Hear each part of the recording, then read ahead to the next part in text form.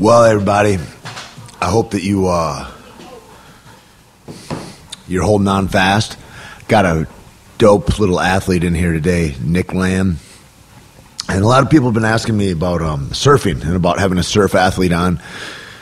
And Nic is a highly acclaimed big wave surfer.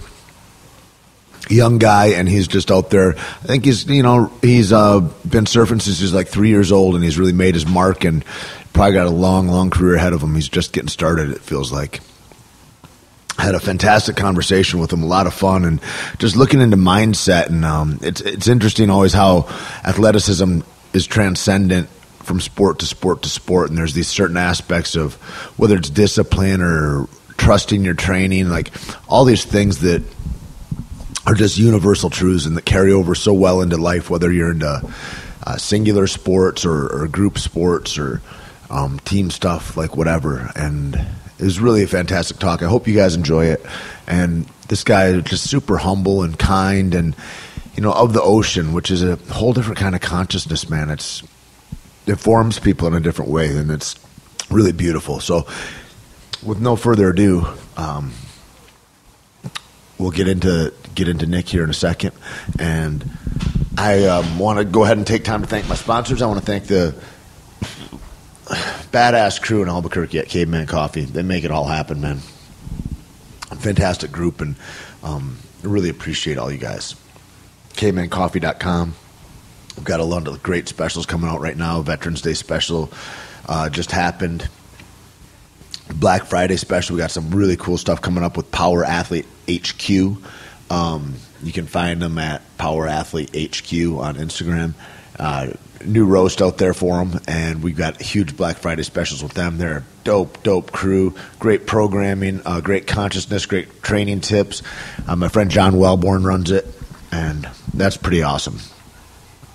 Also, BloodyMaria.com. It is by far the most fantastic Bloody Mary mix I've ever tasted, and it's made with an indigenous green chili from Nuevo Mexico. And it's only typical in the Rio Grande Valley. It doesn't occur anywhere else. The soil and the conditions are just correct for growing this hatch green chili, which goes into Bloody Maria. It's all grown and produced at the same farm, all natural, non-GMO, gluten-free. Pirate Life Radio, Tait, Fletcher, Caveman Coffee, just doesn't fuck with anything that's not completely sustainable, delicious, and with no funny business involved in it. It's a complete veggie cocktail, carrot, celery, tomato, green chili base. You can use it for soup, marinades, ceviche, tacos, micheladas. A lot of my friends mix it like a quarter Bloody Mary mix and 3/4 of a beer or something, and it's called a michelada. A lot of folks don't know about all that. Go ahead and treat yourself. Bloody Maria. You can find them at My Bloody Maria on Instagram, and we ship nationally. We just got Texas distribution. We're all through Arizona, New Mexico, and we're spreading. All right, Nuevo Cerveza. I don't know, Joe Rogan loves it. Brewed and bottled in Santa Fe at the Santa Fe Brewing Company. Santa Fe Brewing Company always putting out dope products, and we teamed up with them and developed this fantastic light Mexican beer, and it's a great beer served with food if you're going all day long and you don't want something heavy. It's a light, smooth Mexican style, and you can find great gear also at nuevocerveza.com. Awesome T-shirts and hats and all that kind of jazz. Born out of the mountains of Taos, New Mexico, really, and the ski board culture, the snowboard culture up there. So anyway, if you're in New Mexico, you're lucky enough to have that. If you're at Clutch Restaurant on Lincoln, you're lucky enough to try that.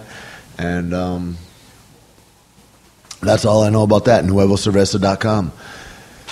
Also, Float Clinic down in Torrance. Fantastic guys down there. Great facilities if you want to have a transcendental experience without chemicals. That's kind of your way to go. It's what happens. You kind of go into different space in your mind, I guess. You kind of time travel a little bit. There's a spinal decompression component to it. Really healthy for your body all around. I remember fighting, like I'd have all kinds of scratches on me and stuff, and even if you're cut, it'll sting a little. You're in salt water, but it goes away, and you go into another place. It's the most relaxing hour that I've ever spent in my life. It's really, really fantastic. It's akin to being like somebody that does acupuncture really, really well, which is rare to find. You can achieve those kinds of states in this tank, but you can't really do that and mimic that all the time with acupuncture is what I've found. But man, with these tanks, you can't. It's amazing. Anyway, dude's down at the float clinic. There's a bunch of people that do it all over the country. You can look up. There's directories for flotation services around, but the float clinic down in Torrance, those are my dudes. I like to go down there and see those guys. So if you're around, check them out. Also, UndisputedFitness.com. If you're in northern Mexico, it is the premier spot for Jiu Jitsu, for kickboxing, for CrossFit, strongman. The best personal coaches in the world. They're always, I love them. Like Heather and Nate and Ruben and Lorenzo. They're doing such great things and growing all the time and moving towards a higher consciousness. And those are kind of the only people that I surround myself with, is people on that path. And it makes all the difference, man. And so if you're fortunate enough to live in New Mexico, in Santa Fe, UndisputedFitness.com, that's the joint, man. And 10th Planet Jiu-Jitsu is housed there, and they're just, Ruben's on his way to going to Meta Challenger. He's got the last 2 matches of it before he goes to Metamoris. If he wins these, he gets invited to Metamoris. And high-level grappling, technical, fun for beginners, all-inclusive, mellow vibe, super duper cool, and check it out. And that's it. I also want a big shout out to Man No Sober, at Man No Sober. He's producing this podcast, and he's really putting it together, man. And if you like what you're hearing, hit him up, tell him thank you. Thank you from me. Stay tuned to all kinds of things from Caveman Coffee. We've got some new products coming out, rolling into the winter. And really excited. Keith's been developing some things, and yada, yada, yada. This is going on far too long. So thanks very much. Please enjoy Nic Lamb. Here we go. A big Tait Fletcher. Powerful Tait Fletcher. Is a real alpha male. Weightlifter. He's a stuntman. Movie star. Robust, enthusiastic individual. He's huge, by the way. He's like a monster person. One of the sweetest guys I know. He's bigger than life. Actor. Entrepreneur. A fighter. The jiu-jitsu technician. He's also bald, and he has all these tattoos. He's just a big fucking man. A man, a myth, a legend. Tait Fletcher. Tait Fletcher. Tait Fletcher. What's up, Tait Fletcher, you fat motherfucker? Tait Fletcher. Tait Fletcher is Tait Fletcher. Teddy bear motherfucking Fletcher, ladies and gentlemen. That's Tait Fletcher, everybody. The great Tait Fletcher. Tait the animal Fletcher. Tait the savage Fletcher. Always moving. There's no stillness with Tait Fletcher. You will find no dust. Tait Fletcher's in the house, ladies and gentlemen. He just said the word erection. Tait Fletcher. Tait Fletcher's in the fucking house. Tait Fletcher! Tait really blasts out some serious hardcore truth bombs, and I think you're really going to enjoy it. Hello, everybody. This is Tait Fletcher with Pirate Life Radio, and lucky enough to have a friend come in that brought socks and underwear and everything. I love gifts when somebody walks in the door. And Nic Lamb, a lot of people have been asking me. They're like, "Hey, you got to get a surfer. You got to find." And then I don't really listen to what anybody says about anything. But then life happens and it occurs. And I've got a guy that knows how to surf. Now, I know how to surf in a way, but it's not probably the same. So welcome, man. It's great to have you here, Nic. And thanks for stopping in. Yeah, thanks for having me, Tait. I appreciate it. Yeah, and I get a little bit over exuberant. I'm sorry with the coffee. What I've laid out here. If you guys could see this, I've got two cups of coffee for each of us. Yeah, I have 3 drinks in front of me. It's a lot to take in. And then a little Pellegrino, because we're gentlemen. And then I've got like 10 Star ghee. They gave me a bunch of ghee, and I love it, man. So I've got that in one of the coffee cups, and then I've just got some good grass-fed butter in another. And MCT and all that stuff. Anyway, this coffee's amazing. Be highly caffeinated, and clearly this isn't the first one. I was at Minotti's earlier. They do great coffee down on Windward in Venice. Sometimes the little trick I do is to cool it off, and I'll go and and then you get a little effervescent. But I mean, you can do whatever you need with it. Really, that's the beauty of this. So at any rate, you what I know about surfing is minimal, as you could see from maybe my surfing. I have one surfing picture that is a guy that was nice enough when we were in Waikiki. That tells you enough right there, is that my surfing experience is Waikiki. And he was a paddleboarder, and I think he'd moved from the mainland, and he was just like, and then I just started taking pictures, and then I started paddling, and then he just takes pictures of tourists that are surfing, and so we hung out a lot. But I don't look very comfortable, I guess. It more looks like a pile of bricks up on a board trying to float, you know? And there was me and my buddy Keith Jardine, one of my partners, and so we were just like bears on board. It was amazing. It was hilarious. I love it. Fun. It was fun. We surfed every day for a month. It's fun, right? So I was able to get up.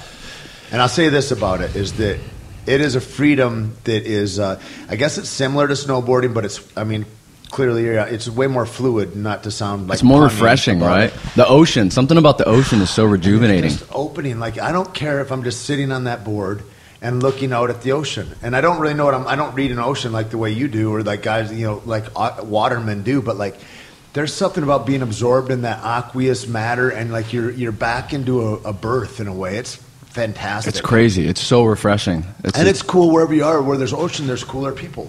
It's kind of, I think that everybody looks out there and they go, oh, we're pretty small comparatively to all of this. Absolutely. It's beautiful. So how long have you been surfing? Man, I've been surfing my whole life. My father took me surfing. He was an avid surfer. I think I've been around the ocean since I was a baby. So I've been surfing since I was like 3 or 4 or 5. That's awesome. Yeah. And where did you live? Where'd you grow up?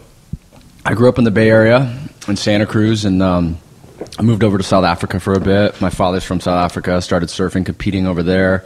Started competing under 10, winning under 10, winning under 12, winning under 14 division. Then came back over here to the States, and I started competing and getting sponsored, and things just started kind of unraveling from there. I won state champion at age 16, sophomore year, and just started to get into the big wave surfing after that. And now I compete on the World Surf League and Titans and Mavericks event, which is here in California, which is at Mavericks, like the premier big wave. Now talk about Mavericks for people that don't know anything about it. We got like a lot of people in the Midwest or whatever. They're like, I kind of like to surf on Lake Michigan if I can, on the one day a year when there's a wave. Mavericks is the scariest wave in the world, hands down. And what's the movie that was about? Is it called Mavericks? There's a movie out a year or 2 years ago. What is it? Chasing Mavericks? Yeah, or? Chasing Mavericks. That's it. Yeah. Yeah, man, it's the scariest wave in the world, hands down. It's taken many lives. It's like Mount Everest meets Niagara Falls. It's crazy, man. I just and there was a guy that was a famous guy. He was he really tried to promote surfing and all that, and he lost his life on that wave a few years back. There's been a couple guys. Sion Malowski died. I was out that session. Really? Yeah, he just went on a giant wave. And how many times are you on a wave surfing when somebody dies? Like, how many times does that happen in your life? Is that a singular event, or is that something that happens? Like, have I been out surfing and guys have died? Yeah, you're like, we're out there, and then during that day, like, oh yeah, somebody died down the beach from you or whatever. Is that an occurrence that happens? Well, let's see. The first time I rolled up to Pipeline, actually. In Hawaii. In Hawaii, I first time I see Pipeline, it's like 12, 15 foot. I was 14. Jesus. And can't imagine being 14 and seeing a 14-foot wave. Right when I roll up, there's a bodyboarder on the beach that was getting compressions to his chest. I guess he had hit the reef and essentially died. And that was my introduction to Pipeline. And they actually brought him back like 15 minutes later. Wow. But that was my intro to Pipeline. Is he damaged? Like brain damage? I mean, I didn't know. I didn't know the guy. Yeah, I didn't really look into it. But that was my intro. So that's the fucking stark reality. I remember it was like the first time I fought in Hawaii, and we went to this one place, and it was called Magic Beach or Magic Sand or something like that. And it was a place that at one part of the season, it's just all sand, and then when the tide changes, it all becomes big boulders of rocks, and all the sand disappears. Tide pulls out, yeah. And it was the first time I was like body surfing on big waves, and you're going up, and I never really thought about like what makes a wave. I figured just more water came in from outside, and I get up, and we're getting closer to shore, and I'm probably 6 feet off the floor of the ocean, and then the ocean disappears and it's just the floor of the ocean, and it's like all that water sucks out back into the wave, and I had no, and then I'm speared down it like at velocity. You hit the reef? But it was sand. It was thank sand. God. Oh yeah. You know what I mean? But like, so that's what I mean is like you get into this position. There's a lot of those waves where it disappears, and you're into coral. You're into like, which is absolutely, and those are the gnarliest waves. Pipe, like it's the water displacement off the reef, and it just hucks out so far. That's what makes it that special of a wave. And Mavericks is one of those waves as well. It sucks so hard off the reef. It draws so much water, and there's so much water displacement that it's a sight to see. It's incredible.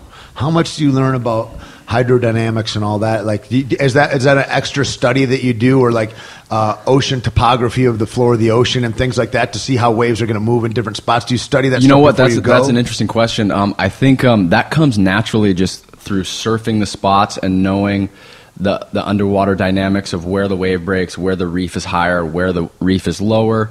That just comes naturally through surfing the waves and repetition and how often you've surfed the wave and the spot. So like guys that have been surfing a wave for a very long time know that naturally. It comes organically. Yeah. Do you ever dive and look like, you know what I mean? Like, yeah, I have a few times, and I did it at Pipe once, and it scared the shit out of me because there's like huge holes in the reef that you can get pushed down and like trapped in, and so I purposely don't dive now. So yeah, I just keep it above the water. It's crazy. I mean, I guess to not get freaked out, you want to go in with full confidence and shit, and you don't want to be like, oh no, there's a monster down there or whatever. Exactly, kind of. You know, like because guys get leashes caught, and then that's how guys drown a lot, right? They get smashed down, and then their leash gets caught, and now they're trapped. And I don't care how strong you are. When your leash gets caught underwater and you have the current pulling against you, it doesn't matter how strong you are. You can't reach your ankle. You're going against the current of the ocean. It's massive. It's bad. It can be bad sometimes, yeah. Well, then I feel like, too, it's like, and that's if you're lucky enough to be awake. Like, you get smashed down. Guys are unconscious, you're in the worst possible position. And as you come to, you don't know where's up, where's down. You're swirling like... It's like trying to do a sit-up with a fat chick on your face. Crazy. It's bad. Not even on your chest, on your face. There's no leverage to that. No, you're not going to reach your toes. No, absolutely. That's why, I train as hard as I can. I work with the best people in the world, I feel. So what do you do to train for something like that? Because you're training to not die. You're not just training to be like, oh, I want to cut pretty on a surfboard or whatever. It's like a huge amount of the training has to be in the event that we get caught underwater. I want to hold my breath for 4 minutes. I want to, or whatever the thing. What's right, the thing? Absolutely. So it's a combination of things. You know, it's a collective. I work on movement. I try to master my own body with Nick Lamb at Speed of Sport. That guy is ahead of cutting edge performance, and it's a blessing to be able to work with him. I work with Michael Gervais. He's a high stakes business and sports psychiatrist. I work with I did a diving class with the Cracks, I believe. Like 2 or 3 weeks ago, he learned how to breathe properly, and that guy Wim Hof, actually, I don't know if you've heard of him. That guy's a badass as far as breathing goes. Almost passed myself out just doing his breathing, doing his thing. You know what I mean? You get hella lightheaded. Yeah, he's a beast though, right? The oxygenation's good. Yeah, huge. Yeah, it's huge. It's everything. And that's what Laird and those guys do is they follow some of that kind of protocol, I believe. Yeah. Laird's there. Yeah, he's following it. He does all crazy shit. So do you do stuff in a pool and all that kind of thing? Yeah, I do stuff in a pool. Just, nothing too crazy. Just, the diving, the physical side. I try to, get my equipment mastered and really dialed. And, I just kind of trust in my reaction, honestly. I've been doing this for a while, so it's kind of come game time, when I put the jersey on, it's just all reaction, and I trust in that. Yeah, I feel like that's a lot of like body awareness is everything in sport. And absolutely. Whether that's you're boxing, surfing, playing the piano, it's like you're writing notes, you're feeling different nuances that, we come into this life kind of obtuse with what interactions with our surroundings are like. And so then I think that the growth of a man and the as you grow in character and you start trying new things that are scary and different, you get to be a master. Mastering yourself, it starts with mastering the fundamentals. Eating, sleeping, working out, trying to master those things and then first. Just feeling the nuances of a wave, like you're going to feel sensitivities to a change in the dynamics of the ocean and the wave that most people won't ever feel. Absolutely, yeah. That's, again, that falls back into the reaction state of things. So I've just been doing it for a while now, and, it's reaction when it's go time, and that's what we work hard for. Do you... Does equipment, I'm sure it plays a huge part, but do you have stuff like, I know, like my dad skis a lot, and he's got skis that are like powder day skis and this kind of ski and that kind of ski, and like those guys get really deep into that, or snowboarders that I know. Absolutely. Equipment's a huge part of it. And so what is that predicated upon? The size of the wave? Right, so it's tailored on the forecast. So if it's 2 foot, I'm going to be riding my shortboard, so it's a 511. If it's 60 foot, I'm going to be riding my 10.6. So it's all tailored on the forecast of the wave. So I have to have everything perfectly tailored to my body, and then come the day of, I'll make the decision of which blade to pull out. Now, why is that on bigger waves? Is that because so much of the board gets sucked underwater, and so you have to have more to displace the power of the wave? Right. Or? So the bigger boards for the bigger waves are, so the bigger swells, typically they move faster, right? So you got to be able to match the speed of the wave. You say it's going to be the fastest year ever this year, is that right? Well, El Nino. That's what Laird's saying. He says he's like, I'm the oldest I've been, and it's going to be the fastest we've ever gone. Yeah, well, shit. Well, that's exciting to hear. Yeah, they're hyping this one up. This one looks like it's going to be an incredible year. I just left New Mexico. It fucking snowed last weekend, and I was like, I'm never coming back here again. I don't know what's going on with the weather. Yeah, it's crazy. Yeah, so we're in for a good season. It's going to be a good season. I think we'll see potentially the biggest wave paddled into, which is a personal goal of mine. I want to get the Guinness Book record of the largest wave ever paddled into, and which is what? I think it's 61 feet. My friend Sean Dollar has it right now. I could beat him. I can get it. So that's what we're working for. So what was Mavericks like then this year? I mean, so Mavericks is like just starting, right? So it's just beginning that weekend when you went out, because we're going to get together, and then you were like, no, this, and we were going to drive up actually. No way. But man. It was just the opening ceremony. It wasn't the event. Okay. Yeah. Okay. So I'll let you know when the event is. You have to come up. Because I'll drive. It's like 6 or 7 or whatever. You just jump on a flight or whatever. Yeah. Yeah. Easy. Yeah. That would be fun to go see, man. I've never seen anything like that. My partner Keith, he went, and he and his lady Jody, they walked on the pipeline when Kelly won a few years back or whatever, and they were up at. He said it was crazy because they're so close to you. He's like, we're just right at the place, and like we didn't know. We walked up, and Jody pulls her phone out, and she's like, it's just full visual, like the best seat in the house, and we just happened. It's like a postcard. Yeah.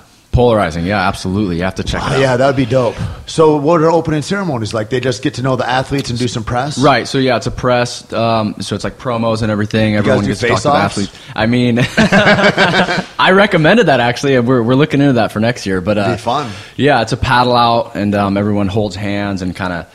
It's the intro to the event, It's like the kickoff. Huge respect amongst the athletes. Yeah, totally, absolutely. Because a lot of people died in the ocean and out there, so it's all about respect and respecting the ocean, and it's like a brotherhood, and it's crazy. It's man versus nature. The stakes don't get any higher, Right. Do you feel like that is the man versus nature, or do you feel like it's man in collusion with nature? I'd say a little bit of both. It's definitely. I guess I feel it only the one way, but I've never been in a position where I feel like a wave is trying to kill me. Yeah. Either. So that's like that's a whole new way of looking at it. And you're also battling yourself, right? It's like an arm wrestling match in your head, because you're like, what the fuck am I doing out here sometimes? Because I mean, you're facing walls of water that look like 10-story buildings. Tons of water, literally tons of water coming at velocity. Yeah, I couldn't tell you. And just moving at such a man, the waves, they look like they're moving slow, but they're as quick can be, man, moving 60, 70 miles an hour. So last time I surfed Mavericks, I actually used this piece of technology. It was called Trace Up, and it was a small day. It was like 20 foot. And small. and the thing said I was going like 40 miles an hour. Wow. So, you can imagine what like a 60-foot wave would be like. Just staying on that. It's got to be the forces like riding a bull. Trying to tear you off the board. Exactly. If you're not crouched in the right spot at the right time, like you're gone. Exactly. Crazy. And when you fall going that fast, man, it's water, but it feels like you're hitting cement. Then you have to deal with being held underwater. It's like driving in a car, like getting in a car accident, like flying off a cliff and like landing in a river, and then going down a river while holding your breath. So it's while someone's punching you in the stomach. It's right. Yeah, it's tough. And so even though you're just falling 6 feet to the water or 5 feet, you're hitting it as if you've jumped off a bridge and you're belly flopping or something. 40, 50 miles an hour. Crazy. Yeah. Knocks the wind out of you. That impact comes so fast in a short time.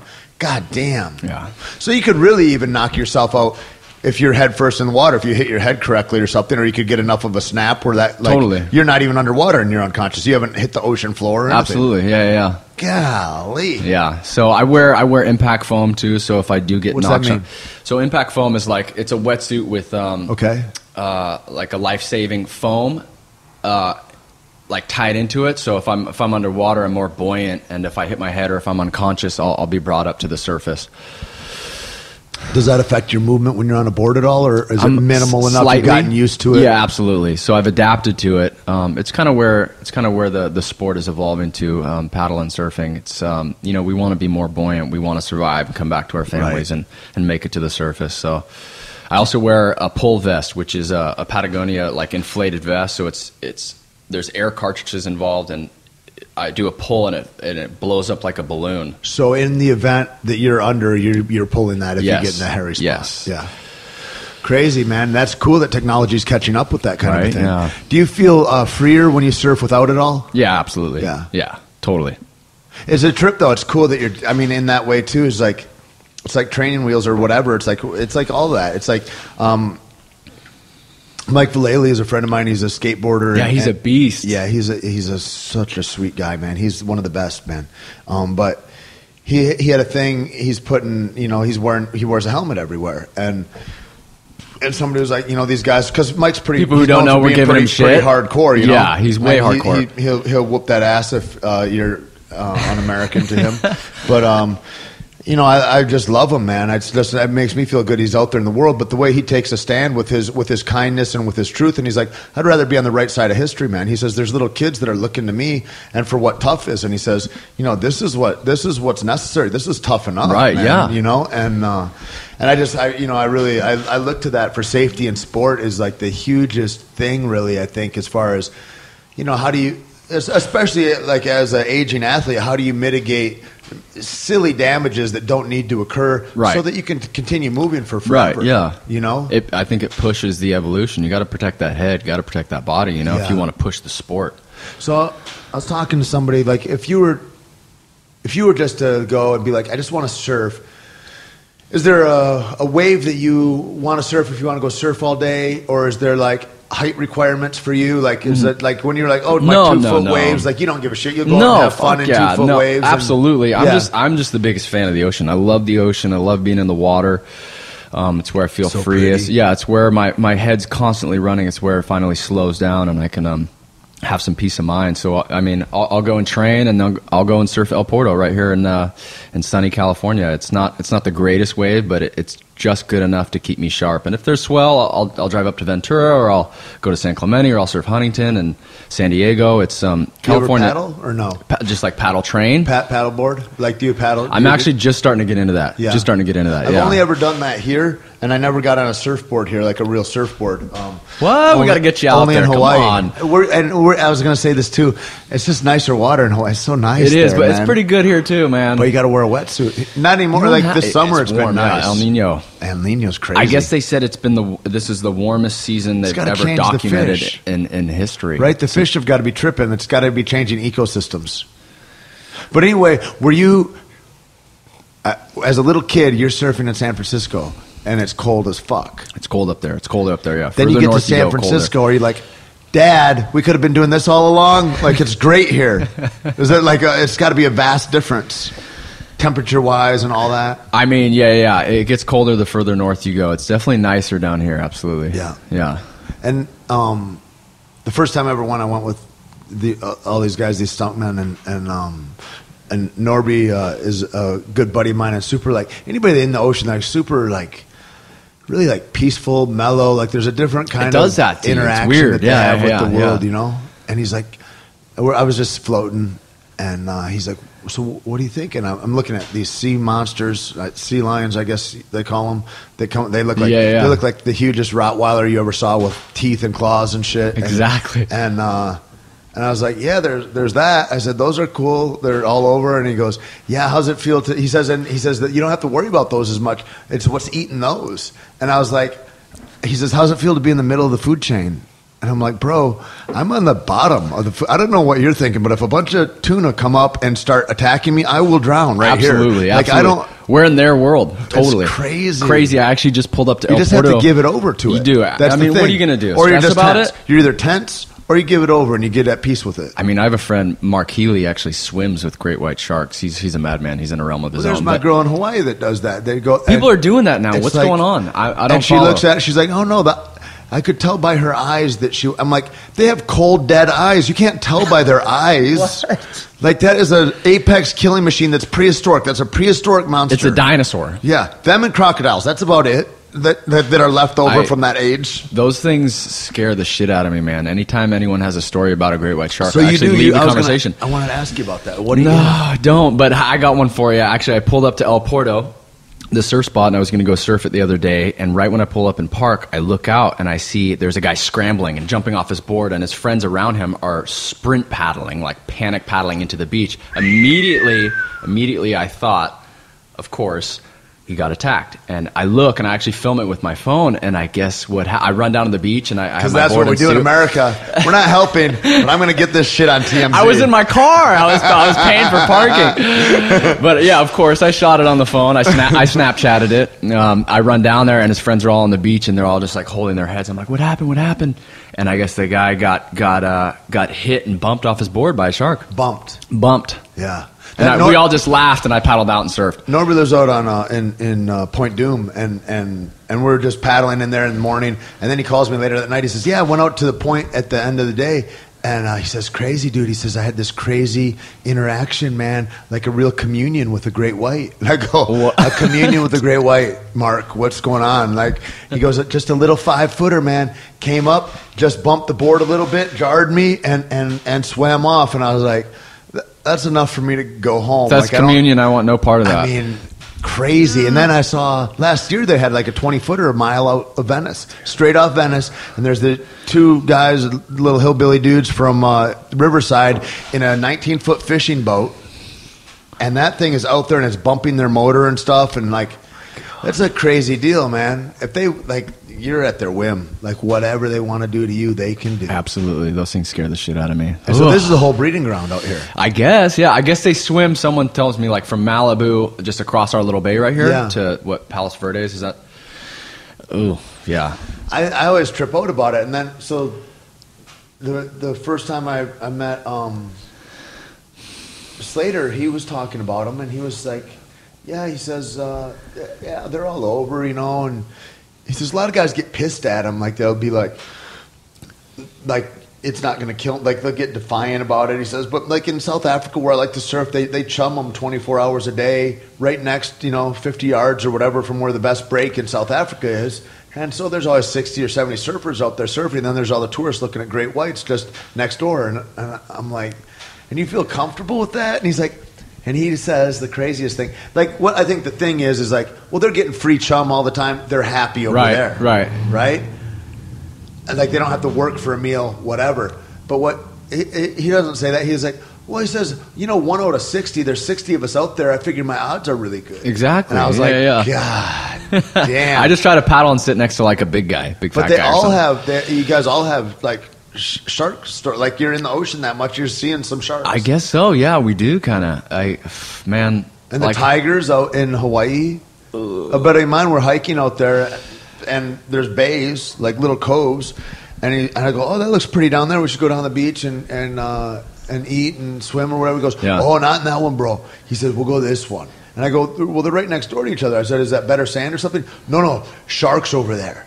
And I'm like, there's sharks everywhere. There's no cage in the middle of that thing. Right. It's not like they just like that. Like, I'm not, you've made me decide I'm not going. Like, it's crazy. I don't know, to me, like, I don't, and like I said, you just got to give up. Yeah, the ocean's wild, man. It's crazy. I mean, that's where we compete in, too. So not only are we facing giant surf that could kill you, we also have to deal with the friendly sharks. Now, what about those pictures you see when you see it's coming up and it's curling, and then you see the shark in the face of the wave?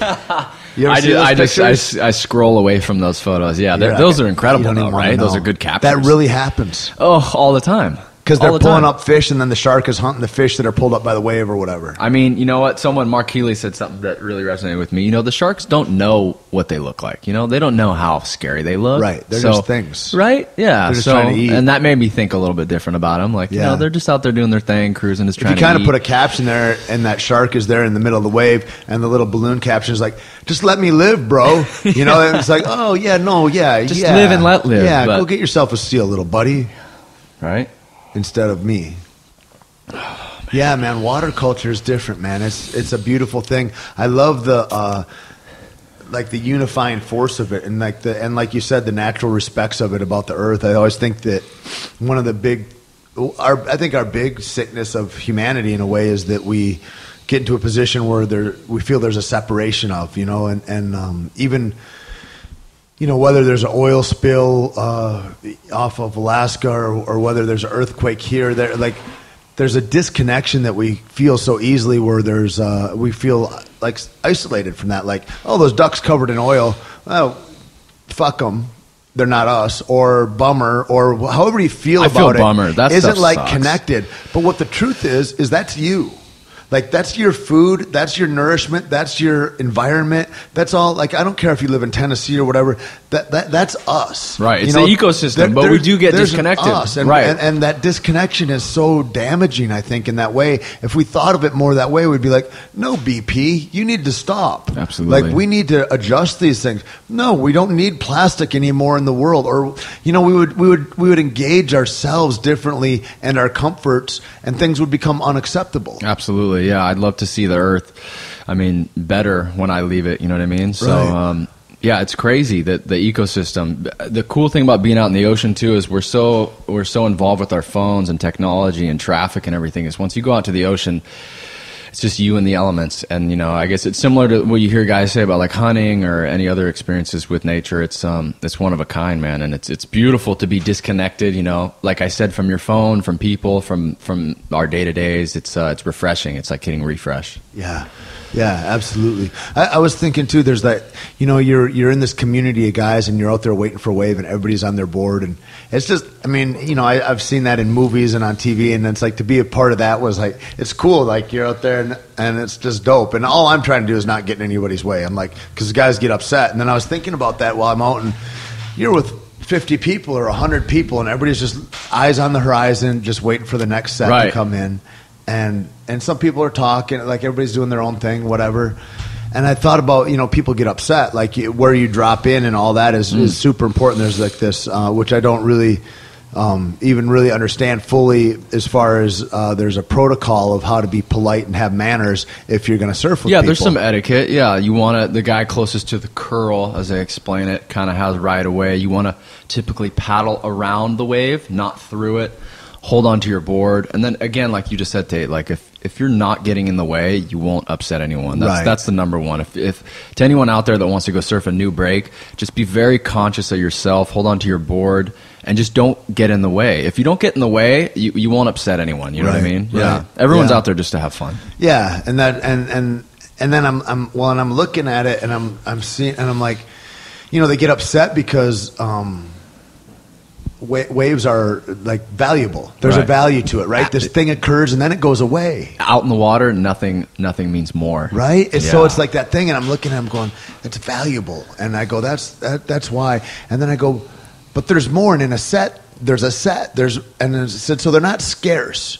And like a wave is this valuable energy that comes in and that people want to commune with in a way, right? Yeah, absolutely. And then I started thinking about all energy is like that, like, and all these disconnects are when I like, waves are endless. There's always going to be more waves, right? That energy will always occur again, but it doesn't mean that it's valueless. It's got a value, but it's not scarce. And so I started thinking about whether it's women or money or joy or whatever it is that you can supplant with that energy, whatever that energy is, peacefulness. There's an endless supply. It's valuable, but it's not scarce and rare. And to the degree that I treat it as scarcity, I get shitty with my fellows. Absolutely, You know? If you know that there's an abundance in all things, you'll attract that. Absolutely, you fucking learn that. And I was like, that just became clear in the ocean. It's like you said, without the outside influences of phones, of data, of whatever your worries are, and you're just in that experience. It's like you can learn so much in that simplistic event. You know? Absolutely, it's crazy. Like you can attract it. Yeah. Yeah. So, are all your best friends surfers? No, I wouldn't say that. I'd say I hang out with more non-surfers than Really? surfers. Yeah. Because I mean, I was born in Santa Cruz, and then I moved down here, and so I surf by myself a lot of the time. So if anyone wants to go surf, hit me up. Really? Yeah. That's interesting, Yeah. man. I figured that you'd have a crew of guys that. Well, I mean, I'd say most of my good friends that are surfers, they all live in different parts of the Elsewhere, world. yeah. Right, yeah, because I compete on the another world thing. tour, and all these guys come from different spots on different continents. So when we get together for events, those are all my boys. But then Right. we all go home after events. Do you will you travel for seasons? You're like, I want to be in Hawaii for this month and that month, and I want to be in Tahiti for or Yeah, whatever. typically, yeah. So right now, since it's the northern hemisphere winter, California is the place to be. Okay. Totally. California and Hawaii and Maui, and I'm going to be going over to Nazaré soon, over in the Atlantic. What's Nazaré? Nazaré is in Portugal. Okay, wow. Yeah, that's where they Near have Portugal and supposedly Spain. the That's the shit. Right. I won my first actually big wave world tour event in Spain last December, so that was really cool. What's the next event that you do? The next event, let's see, we have the Titans and Mavericks event, which is right here in Half Moon Bay in California. What date is that? So they're tailored around the swells, right? So they're Okay. So it'll get announced a few days before. exactly. This is going to be. Yeah, we have. I have like I'll have so like a week's fucking cool. notice, and then we get like a 72-hour. Because notice. nature It's just tailored says, around nature. Fuck corporations. Doesn't give a Yeah, we don't give a fuck. Fox News. Nature it's gives not gonna zero be on fucks. your timeline. Exactly. Yeah, That's yeah. dope. So we wait for nature to deliver us giant surf, and then they press the button beep, and then let everyone know, okay, this contest is on, and it's going to be insane. Who decides it? So we have a team of forecasters, the guys best in the world, the guys that work at Surfline, Kevin Wallace. So they're constantly just monitoring these maps. And they all come into an autonomous agreement amongst them, and Of they course. go, Yeah, "This is the exactly. time, guys." Yeah. And we got it. I'd say, I mean, it's weather predictions, right? How do you predict weather? Do they ever miss and you go a day early and you're like, "Fuck, we should have gone on Wednesday and we went on Sunday." I mean, sometimes, a lot more in the past. Now where they're developing at such a high rate with technology, where we have it pretty dialed. Like I'd say, like 72 hours plus, we know exactly what the waves are going to do. Sick, which man. is insane, right? Yeah. Yeah. So then- so all of our swells are tailored around. All of our events are tailored around the swells. So they call them 72 hours out, and then we all just jump on a flight and boom. How many people watch Mavericks? So Mavericks, I just heard for the Titans and Mavericks Live, event, it gets live, not on it gets television. 300 million impressions. Right. 300 million. Right. So there's a lot of interaction. Yeah. And How about live on the beach on the bluffs? so on the beach, they actually closed down the beach due to 2010 event where there was a huge rogue wave, and it actually it rushed up on the beach, and some of the tourists didn't see it coming, and like one guy broke his arm. So Right. for liability reasons, Right. they closed it down. So they have They have a festival that's Fucking just pussies. inland. Yeah, exactly. Really, it's so sad. That Yeah. is sad. Kinda, yeah. It's like fuck. No, I got off, attacked man. by a wave and broke my arm, so we're gonna need to change some laws. Like, yeah, come on, exactly. cut it Right. out. But yeah, so they have the live streaming event, and yeah, it's insane, man. It's insane. It's the most captivating stuff you'll ever So see. when you guys go, and that's like a small. It's not like you're going to San Francisco or going to Los Angeles where there's accommodations aplenty. There's all these athletes that are coming. Where does everybody stay? Because I would imagine people come live too, and like are there wanting to look, and so right there's you inundate an area that's like a not a habituated area. True, yeah. So they're all pretty isolated areas, but we always attract thousands and thousands of bodies that'll come and try to just surround the event, and then just millions of viewers, right? Live streams. Right. So so all the athletes have their hotels and accommodations booked for by the event organizers Okay. and everything. So we're good to go. Right. Yeah. So they book that's probably the first thing they do before they even announce it's happening. They book. Yeah, absolutely. A hotel Yeah, full of yeah, rooms, and then they absolutely. announce Yeah, it, But so it's crazy. There'll be traffic in the dark, like just Crazy. yeah, thousands of people. Yeah, it's insane. It's cool. Man, that's neat. Yeah, it's cool. I love it that it's all predicated on the weather, Right? You know, that's Yeah. so beautiful. That's one thing people have a hard time wrapping their heads around. They're like, okay, when's the event? I'm like, well, it could happen next week. Yeah. Oh, no way, really? Yeah. So it's all tailored around nature and what the Or it weather could has be to in offer. 20 days. Exactly. They're like, Right. huh? Yeah. Actually, I get that question so much. I just tell people it's next month. Yeah. I just say It's next just month. be ready. Yeah. I mean, that's the cool thing too, is like be prepared. It's like you're never out of shape. You're always doing something to Absolutely. progress. Yeah, I don't get ready. I stay ready. Yeah, yeah. That's dope, man. That's the way. I mean, that's the way everybody should be. Like when I was talking to some fighters a couple years ago, and I was like, the cycle is that you get somebody's like, yeah, I want you to compete at this event, and it's 8 weeks out or whatever it is, and you get in shape and you get dialed in and you work on some skills, and then you they maybe have time get to a little prepare better for that. at skills and all that kind of thing. But like the thing is that then you eat like shit afterwards. And then you go into a little bit of a depression after the event. I don't know if you guys have that too, but like there's always like a depressive quality to finishing the event. It's crazy. It's weird. Yeah, there's so much hype around the event that actually after surfing these giant waves of these events, biggest rush of your life. Yeah. So like 2 or 3 days after, it's like the volume's turned down on everything. Yeah. Everything. Like I don't know, levels of whatever fluids in your body are absolutely drained, and everything's really slow for like 2 or 3 days. But yeah, like I said, since we don't have dates for events, it's all season, and they're tailored around the swells and whatever Mother Nature has to offer. I'm constantly ready. I just stay ready. Yeah, so I'm training all the time. Yeah, that's where champions are. Yeah, absolutely. I want to win a title, so that's what we're going for. That's what like talking to the fighters. That's the same thing. Is like I was just like, if you didn't go down and you kept your diet together, you kept your training maybe minimal for a little while, and then picked up, then you can always accrue more skills. You're not worried about getting into shape. You're already in shape. Then it can just be skill retention, and honing those exactly things, exactly. And it's just maintaining. That's maintaining. That's it. Yeah. It used to be the people that were older athletes. They're like, well, I got to stay in shape because it's harder to get in shape.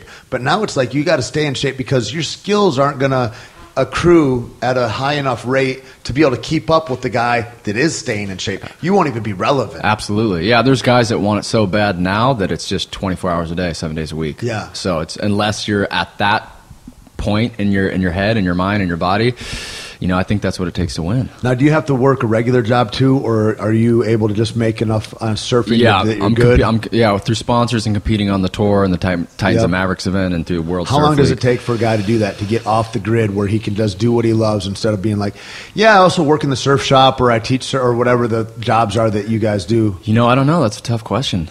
Yeah. I'm not sure. I'd say you got to compete and start winning, and then sponsors come and more opportunity.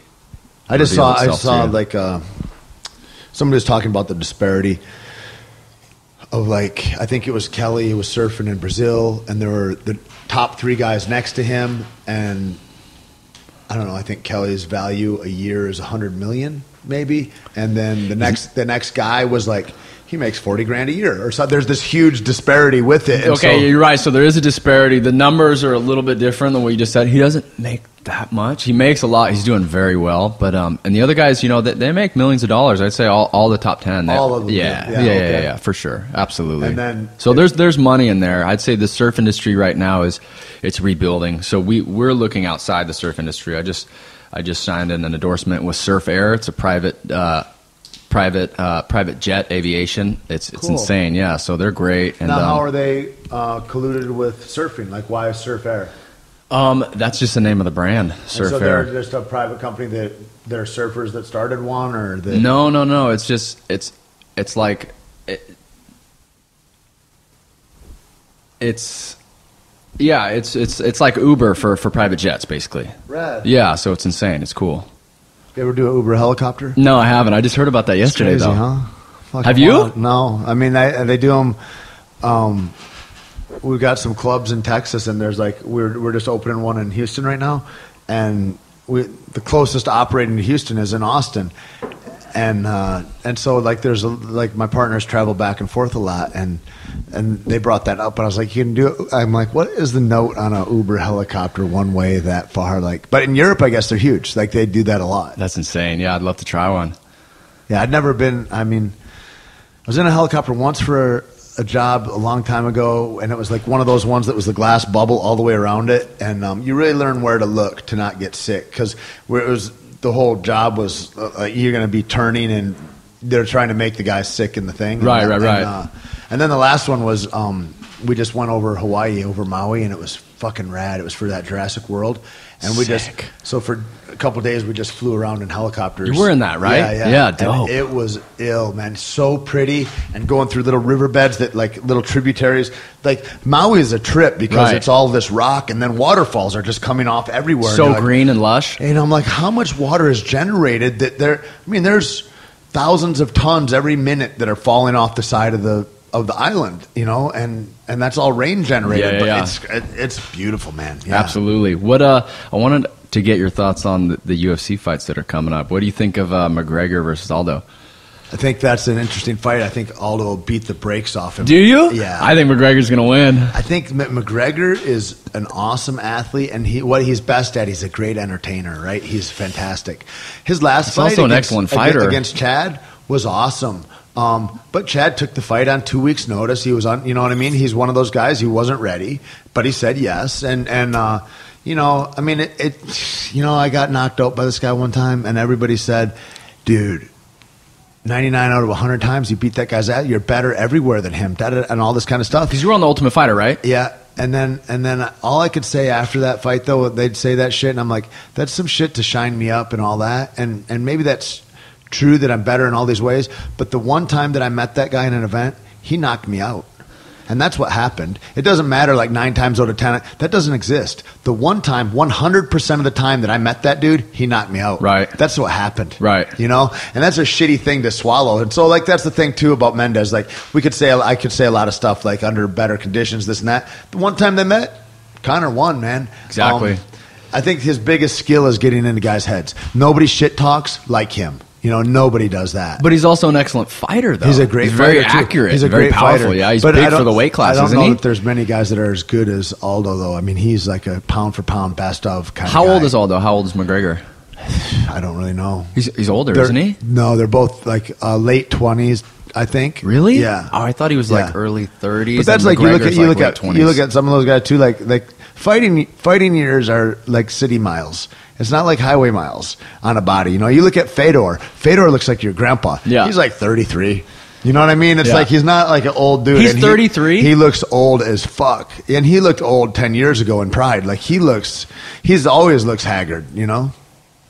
Yeah. Anyway, like that's a, you know, like Nogueiras. Like Big Nog and Little Nog, those guys are sub 40, and they don't look sub 40. They look like they're in their 50s. Yeah. You know, it's like there is that, you know. And what do you think about the? It's all the weight cuts and this and that. It's like you get fucking, and you're getting tenderized all the time. What do you think about Cowboy and RDA? That fight's gonna be exciting, right? Yeah, he was my last podcast. Was he? Yeah. Sick. And he's just doing his own podcast. He's doing no way BMF Radio. He's starting his own motherfucker radio. Yeah, he's like, nah, Tait. What do I need to get? Like we just that guy's classic. So we got him all set up with an outfit, and he just did his first one like 2 days ago. Yeah, he's rad. Man, that's my boy. Yeah. Right? Yeah, he's a beast. Nobody better than him. But RDA, man, he's looking good now. He better keep looking good. I don't know. I never predict, you know, like I said, I've been on the bitter end, and I saw guys. When George St. Pierre fought Matt Serra, I knew 1,000% George is going to whoop him. Like, did they fight multiple times? I think they fought twice. And Matt caught him, and he fucking stunned him, and then he finished him with strikes. And so it was like the one loss that George had. Really? Right? Yeah. And that's, you know, was that for a belt? I don't remember. It might have been. I don't think I've seen that fight. I'm gonna watch it when I go home. It was a long time ago, like maybe 2007 or 8, I think. But ever since then, when I just go, yeah, of course, it's like a foregone conclusion. There's not foregone conclusions. Shit happens, your head gets touched, and shit changes. Yeah. And anything can happen, man. But I know, right? That's a crazy thing. Yeah. All bets are off once they enter the octagon. I think, honestly, the UFC athletes are some of the most in shape athletes in the world. I can't think of more in shape athletes in the world, and that's why I started training with Kursan, because he trains the baddest guys in the world. Absolutely, yeah. So he's a master of the human body and movement. And that's what I'm focused on. They're all evolving in that way too. You know, they're. I mean, you know, Cowboy and John and all those guys, they're all in the pool every day too. You know, so good for cardio. They're trying to drown those guys. Pool they're doing the whole your deal. Ass. Yeah, it's man, crazy.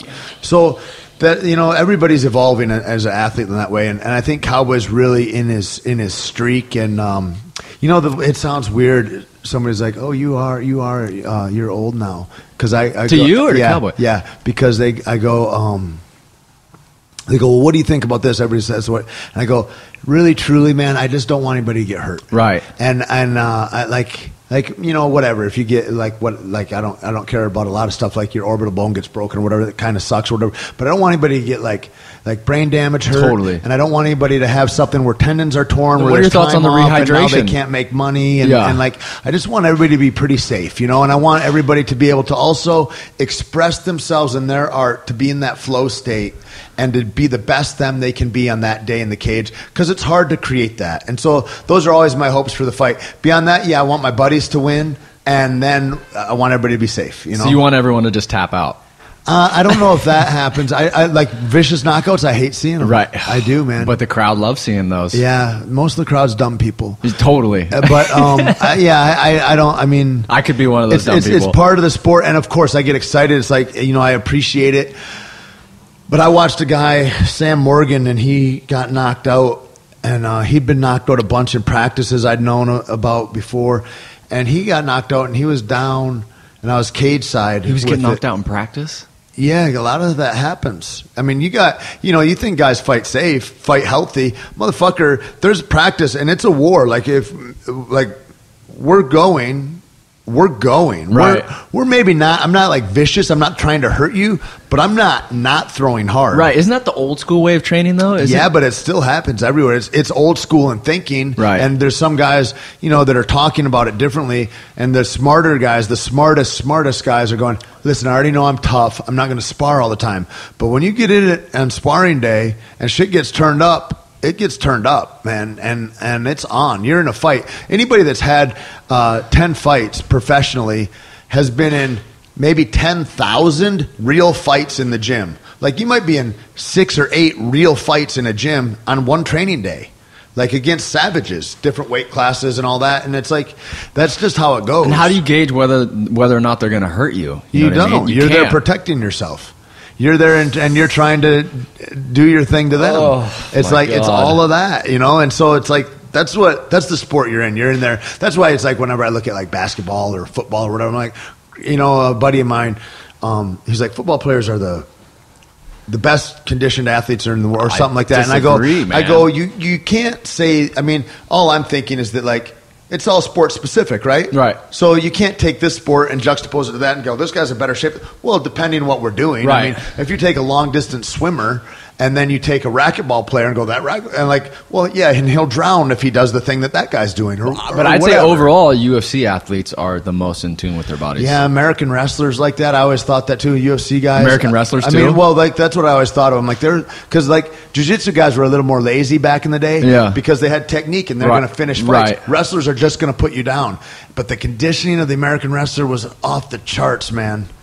Fantastic athletes. Body awareness. I think gymnasts. Gymnasts, I'd say gymnasts right? too. Yeah. I mean, if I had a kid that people I'm raising, sleep on gymnasts, like, man. Gymnasts are bad. Little John Dotson is his athleticism comes from being a b-boy, like being high level. Like he's my boys Boogie and Gio Martinez. They run a 10th Planet Jiu-Jitsu school. They all came. They're the Freak Brothers, and they came out of that b-boy. They used to battle guys. What's a b-boy? Like breakdancing and like that whole those hip-hop guys are in culture, crazy good right? shape too. Yeah, and that translated. I think Gio got a black belt in jiu-jitsu in like 4 years or something like that, or under 4 years. Like, damn. The highly talented athletes, but very body aware, and very strong for their size. You're supporting yourself on planches and stuff like that. It's just different. Some of those parkour guys too. Those guys are beasts. Exactly. Too. That's a short career too. I mean, you're hitting cement when you hit it. I got my boys at Tempest free running, and they're the best in the world, man. And my friend Lucy Romberg, she just won a women's title in Greece last month. But yeah, those guys, they hit it hard, and it's like, and that evolution of that is crazy too. Right. I mean, you've got to read this book, man, The Rise of Superman. You're gonna love it. They talk a lot about surfing in there too, but like, it'll really speak to you as an athlete with what you do. Talks about the flow and stuff. Yeah, it's all that. It's really fantastic, and it's engaging. I just get it on Audible.com and listen. But I'll download it right when I leave. But yeah, right now out fighting. Holly and Kyle come from our camp. Kyle Noak, he's a native Australian, but Holly, who's going to fight Ronda? Holly's going to fight Ronda, yeah. Damn, that's this weekend, right? Yeah, this coming weekend. What are your thoughts on that? It's going to be exciting, man. Right? I can't wait. And me and Kyle, we just did a podcast on last Thursday night, and then saw those guys before they went, and just.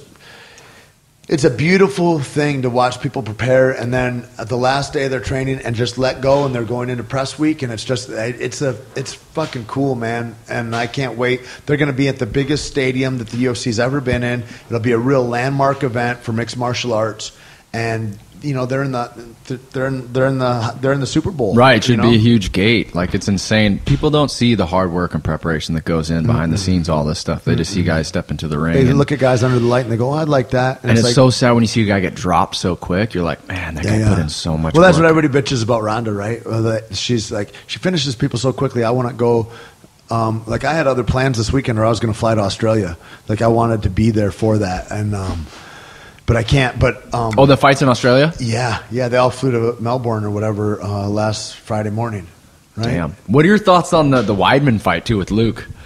I don't know, man. I think Luke is people sleep on him a little bit, right? A little bit, yeah. And I know that fight with Vitor should have never happened. Yeah, Tim Kennedy is a buddy, and he just put out something. He's like, Vitor looked like he was on steroids. He looked slow and juiced, which means I want to get him next or something. Like, there's these guys like him. In the fight he just had? Him and Chris are they're savage about going after guys that are on drugs. And they're calling dudes out. They're like, you test me anytime, and I'm going to beat the brakes off somebody if they're cheating. Fuck, like they get personally offended, like you've killed their dog or something. It's a savagery. I kind of like that. I like that. I'm not gonna lie, I do. Like because it's cheating. Yeah. It's cheating. So especially in that sport when the stakes are so high, you know what I mean? Like, you could kill someone. What if you kill someone and you were on drugs? Yeah.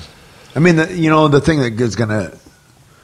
Luke's my boy, though. We come from the same town. So is that right? Luke. Yeah, but Weidman is a mother. He's super nice, man. Yeah, they're both. Oh, man, it's going to be a good fight. It's crazy about, like, Chris Weidman, Johnny Jones. Like, those guys are, like, apex athletes. Amongst the best guys in the world, they stand above all. You know what I mean? They're elite in the elite. Absolutely. Yeah, right? When's Bones going to come back? Talked to him a little last week. And he's training, yeah? All the time. And he's always out helping guys, and he's training regularly. He's in great shape. He's been doing a lot of powerlifting with some friends at like Zia Strength Systems in Albuquerque, and they do all powerlifting stuff. Like, I don't know, he's just really working on deadlifts and squats and real explosive power and core power. Damn. And he's as big as I've ever seen him. And like in really great condition. And that was the one thing about Johnny as an athlete is that.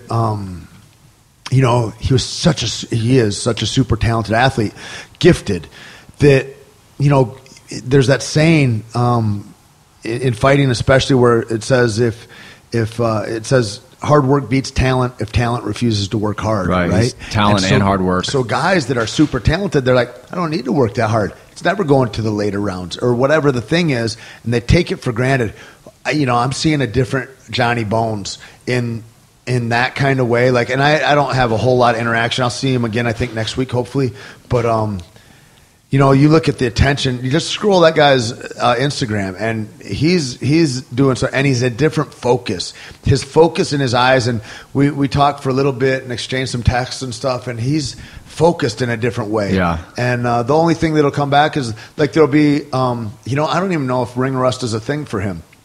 Like, like you get out of it and you're like, if you're not surfing all the time and you took 6 months off of surfing, you got on board, you're like, oh, there's an adjustment period. Same thing if you fight, right? It seems like he's got that confidence that will just get him through. It's amazing, man. Yeah. But the thing I was going to say about him and Chris. Yeah, when's that fight going to happen? I don't know. Woo! I don't know.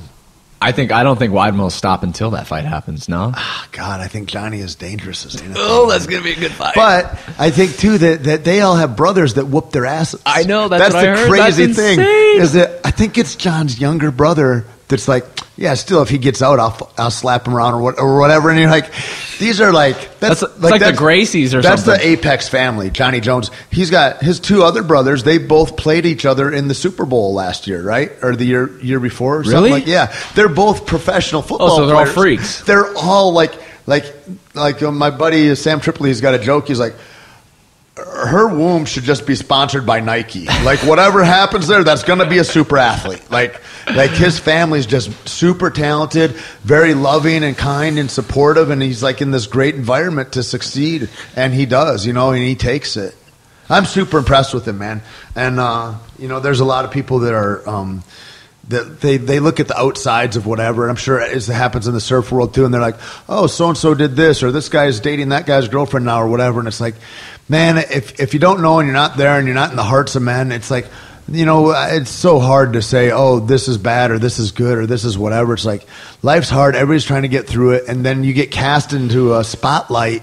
Holy shit, things get weird. Yeah, absolutely. That's all. Things get goddamn weird. What are your thoughts on the Nic marijuana scandal? I think that marijuana is so crazy to be thought of as a substance that enhances your athleticism, and you're gonna also. I do think it's a shame the inequality between people. Like you got Chael Sonnen that did piss hot for steroids. And then he pissed hot also for something that was like... Who was he fighting? I think Clomid, that was coming off of steroids. So he's trying to get his test back. And in his defense, he said, yeah, I was taking a substance to get me off because you guys banned TRT. And so I was getting off of that, and now I'm banned for that. But he got banned for 1 year, right? And then was able to come back, and I don't think he was fined. Nic smokes pot, gets banned for 5 years. It's such bullshit. Which I'm hoping, I heard that's probably going to get repealed. There's no way that they just happen, dropped it from $150,000 to like $110,000 fine.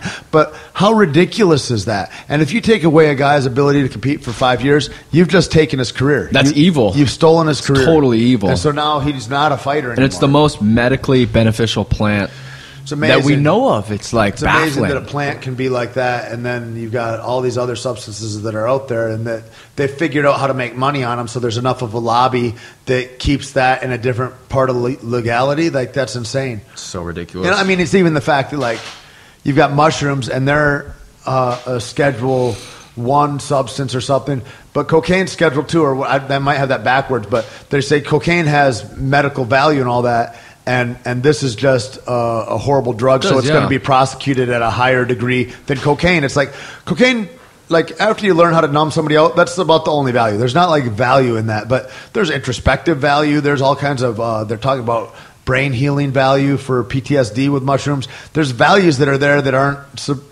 but it's also kind of a thing of like, I do think that people don't want people thinking too much, and that stuff makes people more thoughtful. Yeah, absolutely. That makes sense. Yeah. It's weird. I don't know.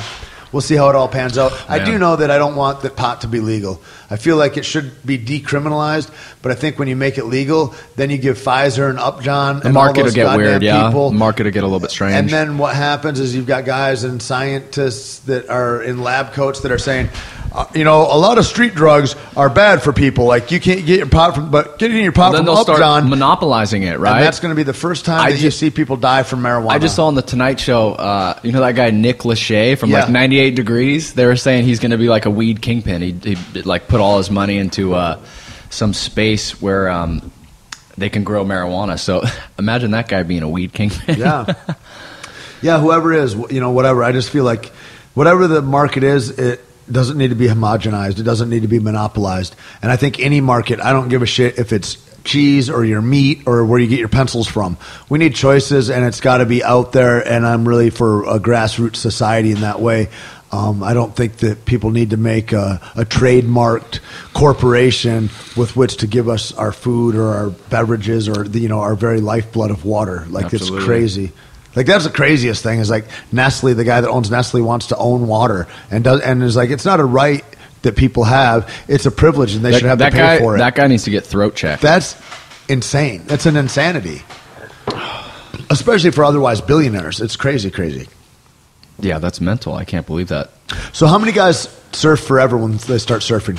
What's the attrition rate? Surf forever? I don't know. That's a good question. Do guys ever quit? They go, I moved on with my life. I don't really surf anymore. That's a really good question. I guarantee you it's probably so high, probably probably less than 1%. Everybody Guys, stays surfing once they start. Right? Yeah, just because you have the best maybe if you go out and you get bit by a shark your first time. Yeah, but I'm saying you fall into water, which is soft unless you're going 50 miles an hour. Unless you're going 50 miles an hour, exactly, yeah. That's the other thing Kelly said. He says, yeah, I don't really like surfing very much unless it's, like, big. And I go, like, what's big? Like, because I got on a wave, dude, at the end of Waikiki, like, towards the end of our trip, it was starting to come up. There was a Tahitian swell that had come in. And by big, I want to say maybe they were 6 feet high. Yeah. They were like that. Head high. Yeah. Okay. And then I got so frustrated. I was catching little ones, 2 foot, 3 foot. There you go. Good. Yeah. And it was fun. And I was like, long rides. And I was like, awesome. Right. You know? Feeling it. And then those came out, and I was by myself, and I get up on it. But what would happen is instead of being able to ride it, it would kind of break, and it was like I would fall off the cliff straight down.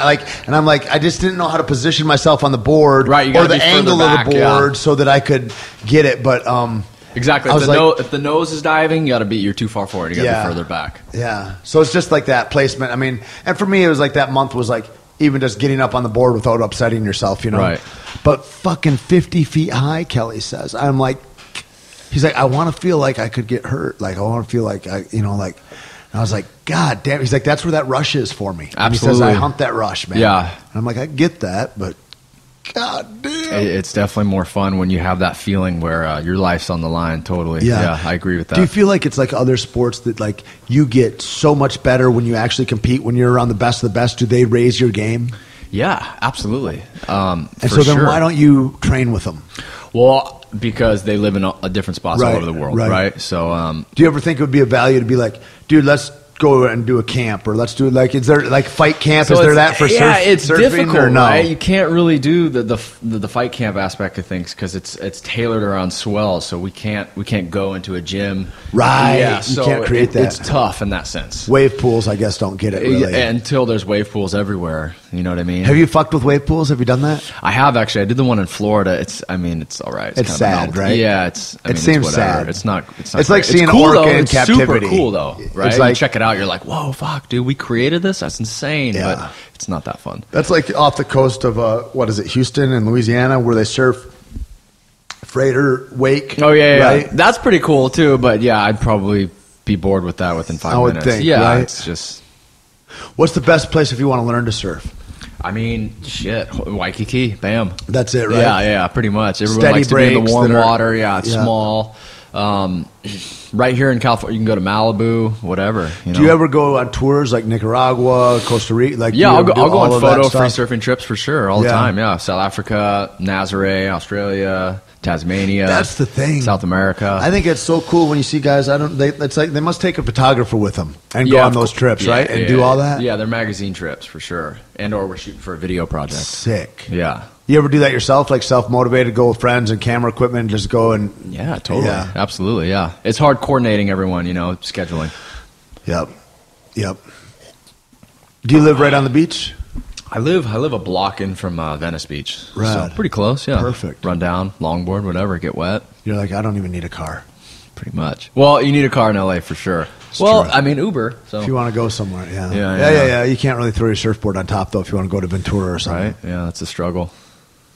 That's cool, man. What else do you do diet-wise? Is there anything special, or is there different rituals that happen up close to the tournament time? You know what? So, like I said, I don't really train get ready. I kind of just stay ready. Yeah. So I eat the same few things every single day. I keep it all organic, just earth-grown nutrients. I'll have 3 eggs, and I'll actually do the breakfast bowl in the morning. Which is oat bran, blueberries, raspberries, chia seeds, hemp seeds, almond butter, cinnamon, some Caveman coffee.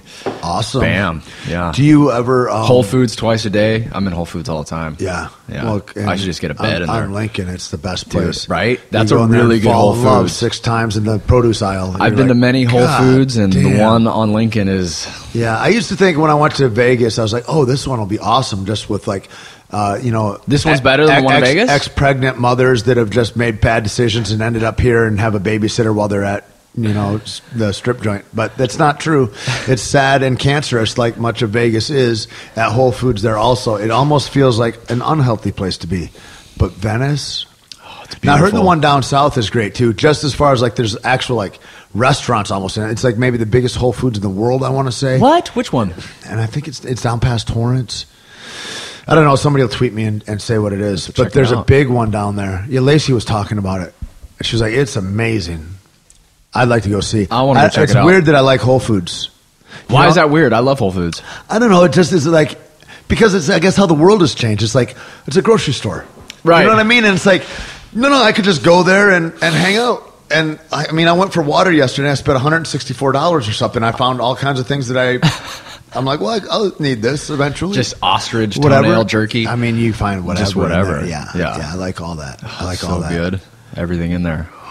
Well, cool, man. Well, thanks for making the time. How do people find you? Absolutely. Yeah, if you guys want to follow me, you can check out at Nic_Lamb. And that's just NIC. NIC, yeah. No K on it, people. No K. And check out the Titans and Mavericks event and follow the World Surf League, the Big Wave Tour. It's going to be insane this year. Guys going against nature, life and death, baby. Sick, man. Yeah. Sick. And is there a chance for me to not have like a 12-foot long board? Is it ever going to be useful for me to have a shorter board? Totally. We'll get you out there. Come on now. All right, man. I appreciate it. Right Thanks on, so Tait. much. Thank you. Love you, people. Thanks for listening, and be good to each other. We'll talk soon. You.